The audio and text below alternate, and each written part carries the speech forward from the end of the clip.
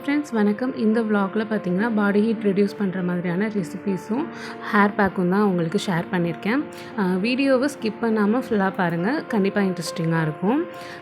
Afternoon போல் கிர்னி தான் எடுத்து juice போடலான்ட்டு அந்த பல்ப்லாம் எடுத்து மிக்ஸி ஜாரில் போட்டுட்டு அதில் கொஞ்சமாக மில்க்கும் சுகரும் ஆட் பண்ணி நம்ம அரைச்சிக்கலாம்.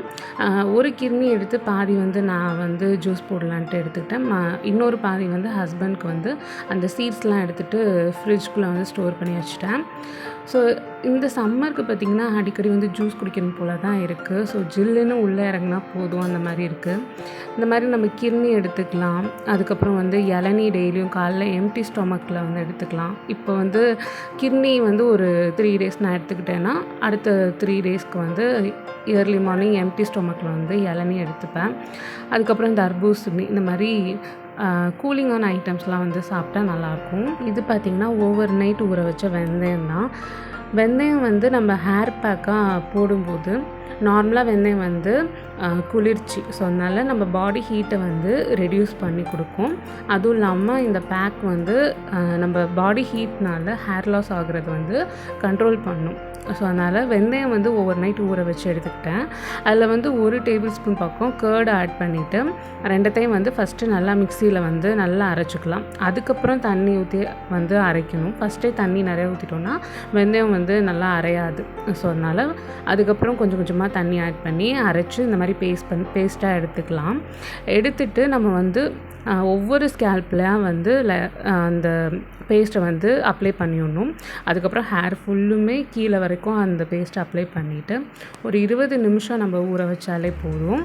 ஊற வச்சுட்டு நம்ம நார்மலாக ஷாம்பு போட்டு ஹேர் வாஷ் பண்ணிடலாம்.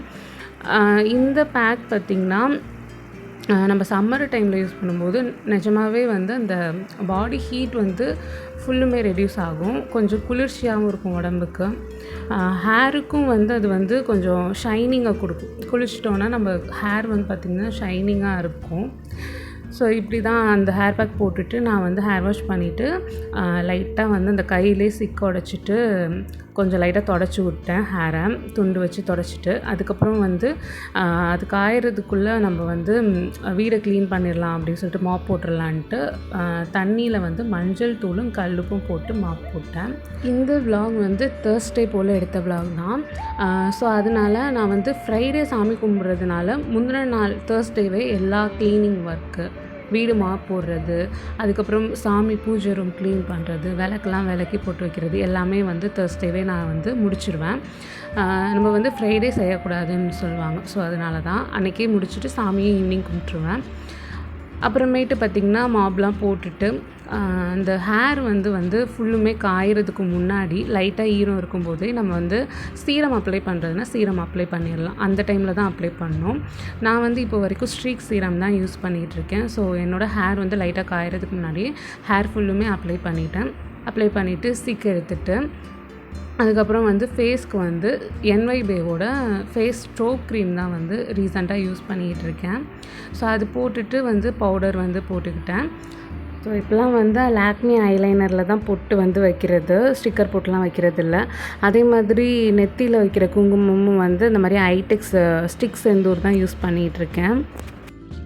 ஹேர் ஃபுல்லுமே காயலை, அதனால் கேட்ச் கிளிப் மட்டும்தான் போட்டுக்கிட்டேன் தலையை சீவிட்டு. கேட்ச் கிளிப் போட்டுட்டு ஈவினிங் போல் பூ பூக்காரவங்க வந்திருந்தாங்க. ஸோ அவங்கள்ட்ட சாமி கும்பிட்றதுக்காக பூ வாங்கினேன்.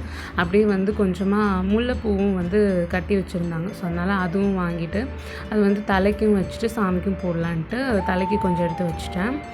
அப்புறமேட்டு சாமியோட அந்த பூஜை பாத்திரம் எல்லாமே வாஷ் பண்ணிவிட்டு மஞ்சள் குங்குமம் வச்சுட்டு சாமியும் கும்பிட்டாச்சு. ஸோ எப்போவுமே பார்த்திங்கன்னா இந்த சாம்பிராணி, கம்ப்யூட்டர் சாம்பிராணி ஃபுல்லுமே வீடு ஃபுல்லாக காட்டிட்டு அந்த வாசலில் போய் வச்சுருவேன். ஸோ அதனால் வாசலில் அந்த பாசிட்டிவ் வைப் மாதிரி இருக்கும். அங்கே வைக்கும்போது ஃபுல்லுமே அந்த ஸ்மெல் நல்லாயிருக்கும். அதே மாதிரி வீட்லேயும் ஒரு பாசிட்டிவ் வைப் ஸ்ப்ரெட் ஆகிற மாதிரி எனக்கு ஒரு ஃபீல். அதனால் எப்போவுமே நான் அதை ஃபாலோ பண்ணுறது. அதே மாதிரி கிச்சன்லேயும் பார்த்திங்கன்னா 2 ஊதுபத்தி கிச்சன் டோரில் இது மாதிரி வச்சுருவேன். ஸோ அப்போ கிச்சன்லேயும் அந்த பேட் ஸ்மெல்லாம் இல்லாமல் கொஞ்சம் ஸ்மெல் நல்லாயிருக்கும். அந்த ஊதுபத்தி அணைஞ்சதுக்கப்புறமே ஈவினிங் நைட் வரைக்குமே அந்த ஸ்மெல் இருந்துகிட்டே இருக்கிற மாதிரி இருக்கும். நைட்டுக்கு பார்த்திங்கன்னா ஆப்பம் தான் வந்து செஞ்சுருந்தேன். இதுக்கு வந்து முந்தின நாள் நைட்டே வந்து 200 கிராம் பச்சரிசியும் 50 கிராம் உளுந்து 1 டீஸ்பூன் வெந்தயம் 3 சேர்த்து ஊற வச்சுட்டு ஓவர் நைட் ஊறினதுக்கப்புறம் காலையில் வந்து அதை வந்து மிக்ஸி ஜாரில் போட்டு அரைச்சி எடுத்துட்டு நைட் வரைக்கும் வந்து புளிக்கிறதுக்காக வெளியே வச்சுட்டேன். ஸோ அது நல்லா பொங்கி புளிச்சு வந்துருந்துச்சு. ஸோ ஆப்பத்துக்கு வந்து தேங்காய் பால் தான் செஞ்சுருந்தேன். தேங்காய் பால் பார்த்திங்கன்னா நார்மலாகவே வந்து நம்ம வயிறு புண்ணு இருக்கிறவங்க குடித்தா வயிறு புண்ணு சரியாயிடும்பாங்க. அதுவும் இல்லாமல் இந்த சம்மருக்கு வந்து இந்த தேங்காய் பால் எடுத்துக்கும் போது ஒரு மாதிரி குளிர்ச்சியாகவும் பாடி ஹீட் வந்து இன்க்ரீஸ் ஆகாமலும் நைட் வந்து தூங்குறதுக்கு கொஞ்சம் வந்து கம்ஃபர்டபுளாக வந்து இருக்குது அந்த ஃபுட்டு வந்து. ஸோ அதனால் தேங்காய் பால் தான் எடுத்துக்கிட்டேன். ஸோ நார்மலாக வந்து நம்ம ஆப்பத்துக்கு வந்து கடலைக்கறியோ இல்லை வேறு ஏதாவது சைட் டிஷ்ஷோ பண்ணோன்னா காரம் சேர்ப்போம், இஞ்சி பூண்டு பேஸ்ட் சேர்ப்போம். இது எல்லாமுமே வந்து ஹீட் அதிகமாக்கும். ஸோ அதனால் அதுக்கு பதிலாக வந்து நம்ம தேங்காய் பால் எடுத்துக்கும் போது நைட்டு வந்து அந்த தூங்குறதுக்கும் சரி இந்த தேங்காய் பால் சாப்பிட்டு தூங்கும்போது கொஞ்சம் வந்து நமக்கு வயிறும் கூலிங்காக இருக்கும், நல்லா சாப்பிட்ட திருப்தியும் இருக்கிற மாதிரி இருக்குது. ஸோ தேங்காய் பால் வந்து நல்லா ஒரு அரை மூடி தேங்காய் வந்து எடுத்துக்கிட்டேன். எடுத்துகிட்டு நல்லா அதை வந்து தண்ணி நிறையா சேர்க்காமல் கொஞ்சம் கெட்டியாகவே எடுத்துக்கிட்டேன். நார்மலாக தண்ணி சேர்த்தா போதும், ரொம்ப தண்ணியாக இருந்தால் நல்லா இருக்காது. அதுக்கப்புறம் வந்து ஏலக்காய் 2 எடுத்துகிட்டு அதில் கொஞ்சமாக சர்க்கரை போட்டு மிக்சியில் போட்டு அடித்து அதையும் ஆட் பண்ணிக்கிட்டேன். ஒரு 4-5 முந்திரி வந்து தனியாக மிக்ஸி ஜாரில் போட்டு அதையும் வந்து நல்லா பேஸ்ட் பண்ணி ஆட் பண்ணிக்கலாம். ஸோ இதெல்லாம் பண்ணிவிட்டு அந்த சர்க்கரை வந்து போட்டேன் தேங்காய் பாலில். நம்ம வந்து நாட்டு சர்க்கரையும் போட்டுக்கலாம், பட் வந்து சர்க்கரை டேஸ்ட் வந்து இன்னும் நல்லாயிருக்கும். ஸோ அதனால் நான் சர்க்கரை தான் ஆட் பண்ணிக்கிட்டேன். ஸோ இது வந்து 2 பேருக்கான ரேஷியோ தான் நான் எல்லாமே ஷேர் பண்ணியிருக்கேன். ஏன்னா எனக்கும் ஹஸ்பண்டுக்கும் செய்கிறதுனால 2 பேருக்கான அளவு தான் இது.